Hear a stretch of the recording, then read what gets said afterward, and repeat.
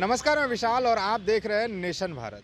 जिस तरह से बिहार को वाकई में ज़रूरत है स्पेशल राज्य दर्जा की, जातीय जनगणना की, मगर उसके साथ ही साथ कहीं ना कहीं बिहार के उन तमाम लोगों को इस चीज़ का भी ज़रूरत है कि बिहार के मुखिया नीतीश कुमार कर क्या रहे हैं।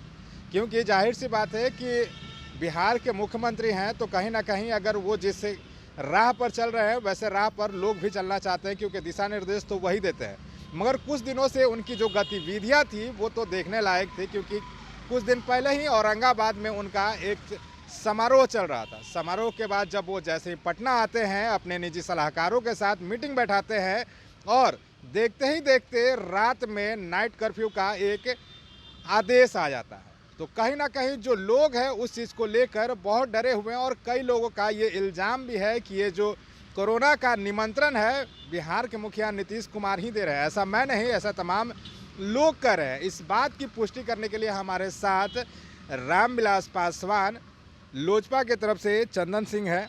हम उनसे बात करेंगे। बातें तो हम हमेशा चंदन जी से करते रहते हैं, मगर क्या लग रहा है स्पेशल राज्य का दर्जा, जातीय जनगणना, अभी कोरोना का भी बात आ गया है, तो इसका श्रेय आप किसको दे रहे हैं?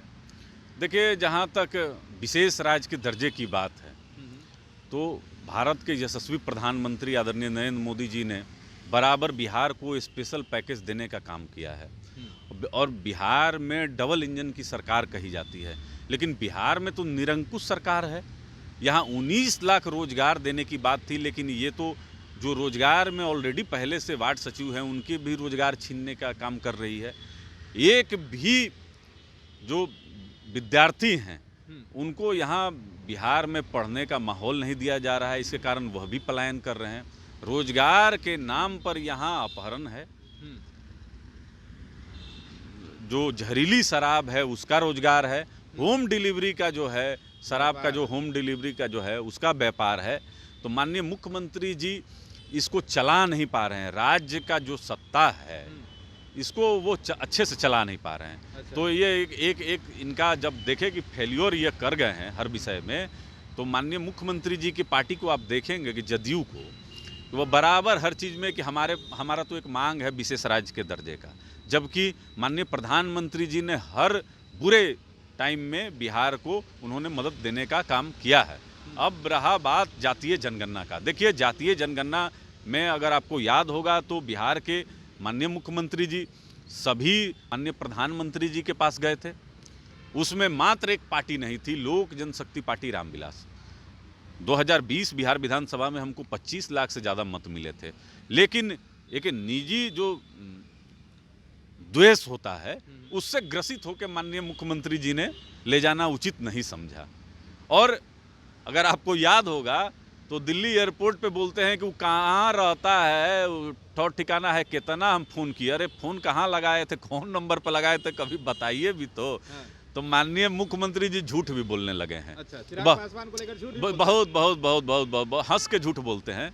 हाँ, माननीय मुख्यमंत्री जी का जो झूठ है वह एक्सपोज हो चुका है। अच्छा। जबकि आपके कैमरे गवाह होंगे कि 50 बाइट मेरी पड़ी होगी। हमने कई बार आग्रह किया है कि निजी जो कुंठा है उसको त्यागिए और हम लोग को भी साथ में लेकर चलिए। अच्छा, तो शायद वो तर्क आप नहीं दे पा रहे हैं। हाँ। जो हम लोग बताते माननीय प्रधानमंत्री जी को। अच्छा। लोक जनशक्ति पार्टी रामविलास के राष्ट्रीय अध्यक्ष आदरणीय चिराग पासवान जी ने स्पष्ट कहा है कि समाज का जो सबसे निचला तबका है, जिसके तक विकास अभी तक नहीं पहुंचा है, राज्य सरकार और केंद्र सरकार को यह पता होना चाहिए कि उसका आंकड़ा क्या है, तभी तो आप धन को आवंटित करेंगे और सही लोगों के पास वह पहुंचेगा। लेकिन माननीय मुख्यमंत्री जी को और खास करके आरजेडी को इस पर स्टंट करना है। यह मात्र स्टंट, सुनिए यह स्टंट है। यह गेंद एक दूसरे के पाले में फेंक रहे हैं। अच्छा। और यह बहुत पहले जातीय जनगणना पे काम स्टार्ट हो जाना चाहिए। हाँ। अब तो कोरोना का एक भयावह रूप हम लोग बिहार में देख रहे हैं। अब कहीं से बताइए यह हो सकता है क्या? अब तो यह काफ़ी डिले हो जाएगा। माननीय मुख्यमंत्री जी भी सकुशल हों, हम लोग की शुभकामना उनके साथ है, लेकिन जिस तरीके से उनके जनता दरबार में कोरोना का विस्फोट हुआ और उसके बावजूद एक अहम और जिद के कारण उन्होंने औरंगाबाद में जो सभा की, कई वहाँ पे लोग जो हैं जो आम जनता है वो संक्रमित हुए होंगे, तो माननीय मुख्यमंत्री जी ही कोरोना विस्फोट करने के लिए जिम्मेवार हैं। बिहार को अगर विशेष राज्य का दर्जा नहीं मिल पाया, उसके लिए माननीय मुख्यमंत्री जी ही जिम्मेवार हैं।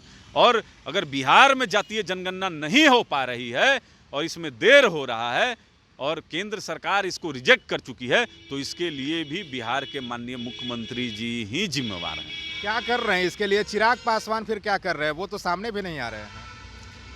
अरे भैया, तो हमको आप बुलाइएगा तब ना, हम तो खड़ा हैं, सड़क पे खड़ा हैं, लेकिन आपके तरफ से तो ना निमंत्रण है और ना बुलाहट है।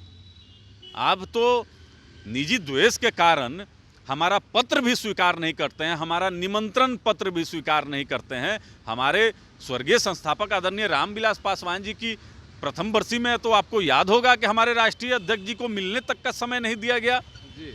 जबकि दुख में तो दिल पर ले लिया हाँ, दुख में तो आदमी दुश्मन को भी समय देता है, लेकिन यहाँ माननीय मुख्यमंत्री जी पता नहीं क्या सोचते हैं और कैसा राजनीति करते हैं, बताना बड़ा मुश्किल है। लेकिन बिहार अगर नीति आयोग की रिपोर्ट में अगर फिसड्डी है, तो उसके लिए बिहार के वर्तमान मुख्यमंत्री आदरणीय नीतीश कुमार जी ही जिम्मेवार हैं। वो चाहे शिक्षा हो, स्वास्थ्य हो, रोजगार हो, इन सभी, देखिए इतिहास जब लिखा जाएगा और आने वाली पीढ़ी जब पढ़ेगी बिहार के विभूतियों के बारे में, तो माननीय मुख्यमंत्री जी को याद करके हमारे नौजवान शर्मसार हो जाया करेंगे, क्योंकि बिहार को बहुत पीछे करने का काम बिहार के माननीय मुख्यमंत्री जी ने किया है। तो एक कहावत है, एक कविता है जिसको मैं याद दिला देना चाहता हूँ, सुख में सुमिरन सब करे, दुख में करे ना कोई। इस बात से पूरी तरह जो चंदन जी थे हमारे, उन्होंने पूरा इस लाइन को, इस दोहा को, कबीर का ये जो दोहा था उसको पूरा पुष्टि कर दिया एक उदाहरण के साथ। तो अब देखने वाली बात यह होती है कि आगे के तस्वीरों में क्या कुछ सामने निकल कर आता है। तब तक के लिए बने रहे हमारे साथ। और हाँ, अभी तक आपने हमारे YouTube को लाइक शेयर सब्सक्राइब नहीं किया है तो जल्द से जल्द कर ले। धन्यवाद।